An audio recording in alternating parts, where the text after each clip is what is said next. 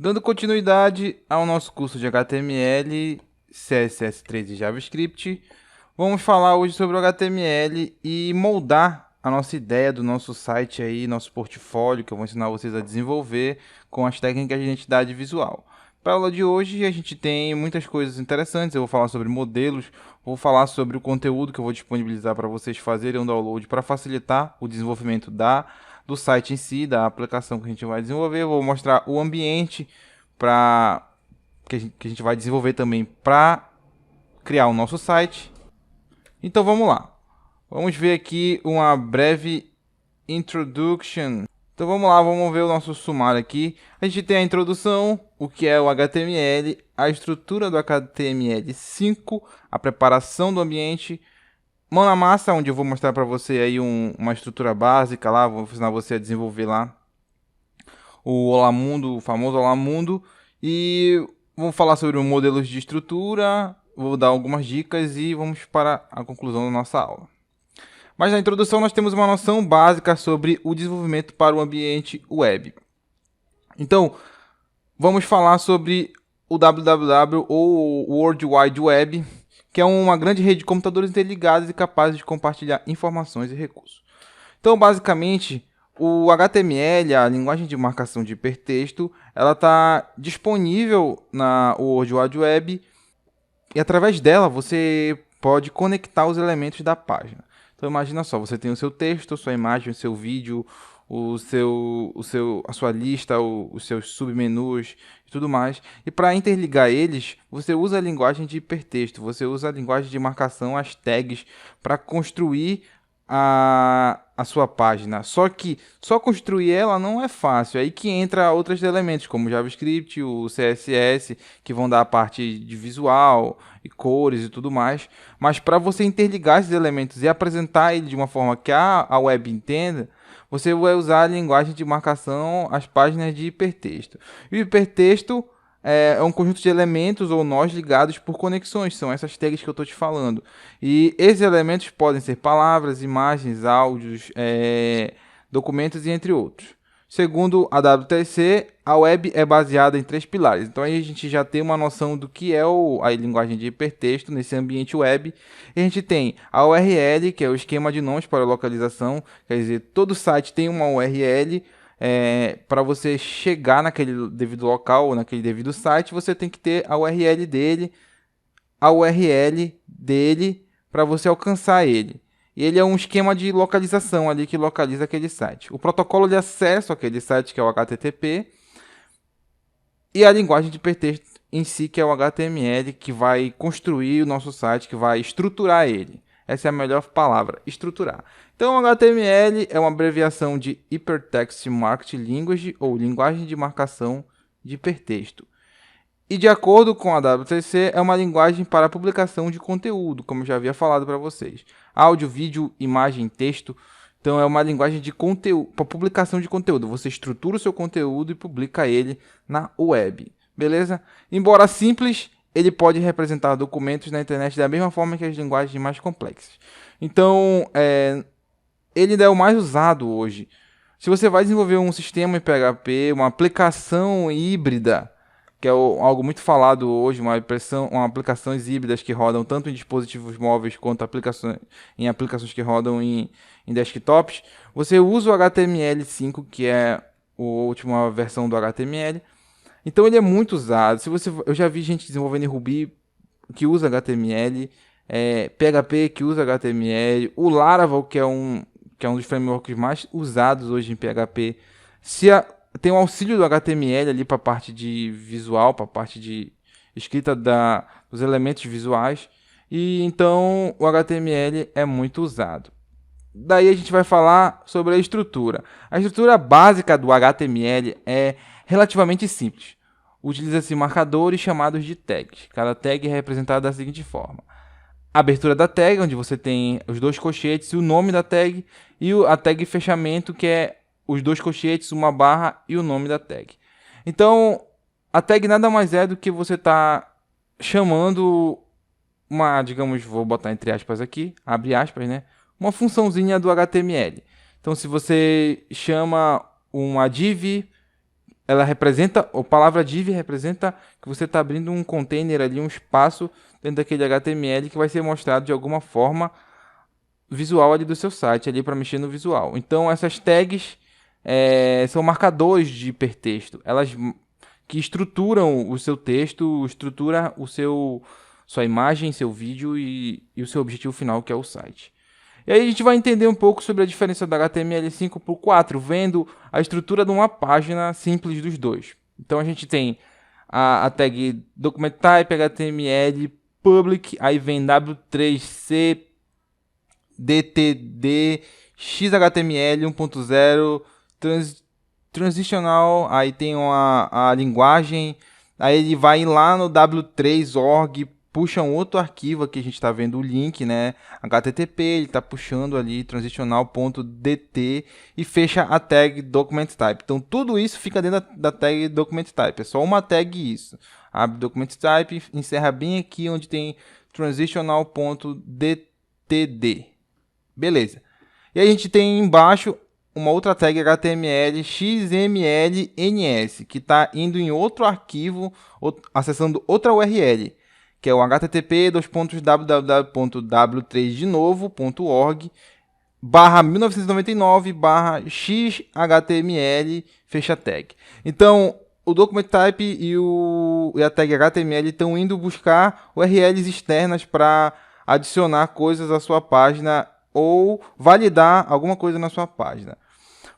Eu não fui um usuário do HTML4. Quando eu comecei a desenvolver em HTML, eu já estava saindo da versão 4 para a versão 5. Então, o 5 já estava sendo muito difundido. E aí eu peguei pouca coisa do 4, vi um pouco de Dreamweaver ainda, alguns vídeos de Dreamweaver, vi algumas coisas ali de HTML4, mas logo em seguida eu já comecei a ver HTML5, WebStorm, PHP Storm, IDE, já fui desenvolvendo sites one page, multipage, e aí a gente vai embora.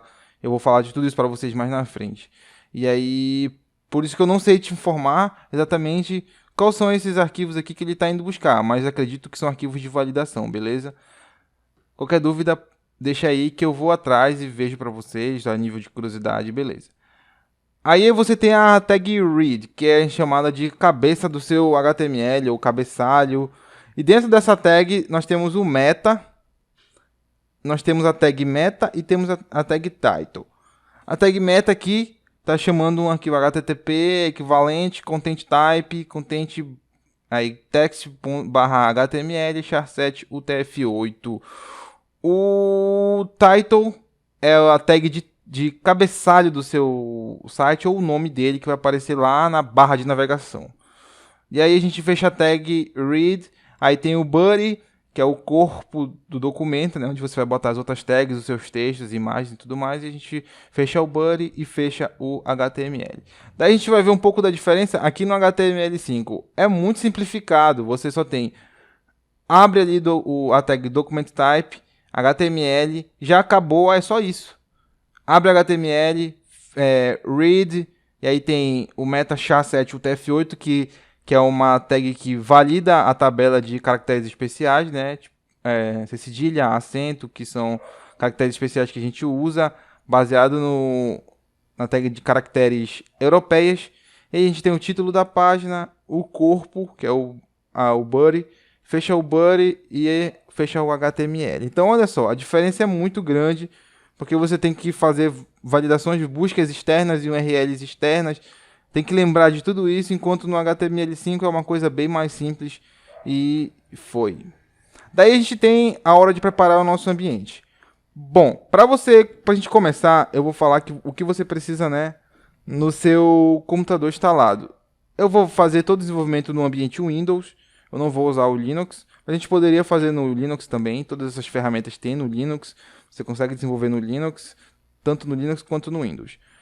Eu comecei a programar, comecei a desenvolver no Windows. Hoje me adaptei já para o Linux, já desenvolvo muita coisa já no Linux. Mas aí, como a maioria dessas minhas ferramentas estão no Windows, a gente vai para o Windows. Então, vamos usar o Windows. A gente precisa de um navegador, seja qualquer um. Internet Explorer, que já não é tão usado. Google Chrome, Mozilla Firefox, tanto faz, você vai ver que vai ser muito fácil executar o seu teste nesses navegadores. E aí eu vou usar o AmpServe, que ele é um kit de ferramentas, né? Ele já vem com o PHP, o Apache e o MySQL. Instalou no Windows, ele já distribui esse kit de ferramentas aí. Então, quando você instala o AmpServe, você já recebe o PHP, o Apache e o MySQL. Beleza? O AmpServe só tem para Windows, não existe para Linux. Para Linux é o LAMP. Ou você pode baixar o Champ, que é uma versão híbrida aí, tem tanto para Linux quanto para Windows. Mas eu vou de o AmpServe porque eu acho ele mais interessante para o nosso desenvolvimento. E daí a gente pode, fica a seu critério, eu vou usar uma IDE, mas você pode usar uma IDE ou um editor de texto para fazer a edição do seu código HTML, do seu código CSS ou do seu código JavaScript. Parte tem que cortar. Beleza. E a IDE? A gente tem IDE WebStorm, tem o PHP Storm, que não está aí na lista, mas eu vou falar. Tem o NetBeans. O NetBeans é uma IDE também. NetBeans é muito completão, é muito top. E aí, edição de texto, a gente tem o Sublime, tem o Notepad++, tem o Atom, que é uma ferramenta que está sendo altamente usada para edição de texto. E aí eu vou dar uma vasculhada aqui. Vamos dar uma olhada. Acessa https://atom.io e você vai entrar no site do Atom, que é um editor de texto. GitHub from Atom, e aí você faz o download. O Atom tem um visual muito legal, eu achei muito legal esse visual dele preto, é um visual assim que remete muito à programação, aquela coisa de shell script, CMD, e aí é muito legal isso. E ele é muito bom, é um editor de texto completo, você pode instalar extensões, plugins, muito bom. E aí é só entrar no site e baixar o Atom, se você quiser usar o Atom. Se você já usa, tanto faz, você vai usar só para edição de texto. Eu aconselho você usar esse aqui, que é o WebStorm da JetBrains. O WebStorm é uma IDE de desenvolvimento para JavaScript, CSS e HTML. Eu usei o WebStorm durante muito tempo. Eu criava os sites, tudo no WebStorm, e ele é muito completo. Você tem muitas ferramentas de auxílio aqui para acessar outras informações. Ele recebe a maioria dos frameworks aí de JavaScript, PHP, React Native, Cordova, Ionic para desenvolvimento mobile, web, o Angular, o React, o Vue.js que está muito falado agora, servidor Node.js, Meteor, que eu estava até desenvolvendo Meteor, estou pensando em fazer um curso de Meteor, mas depois a gente fala sobre isso. Electron para desktop e tudo mais. E aí eu aconselho você a usar o WebStorm porque é uma ferramenta completaça, muito boa.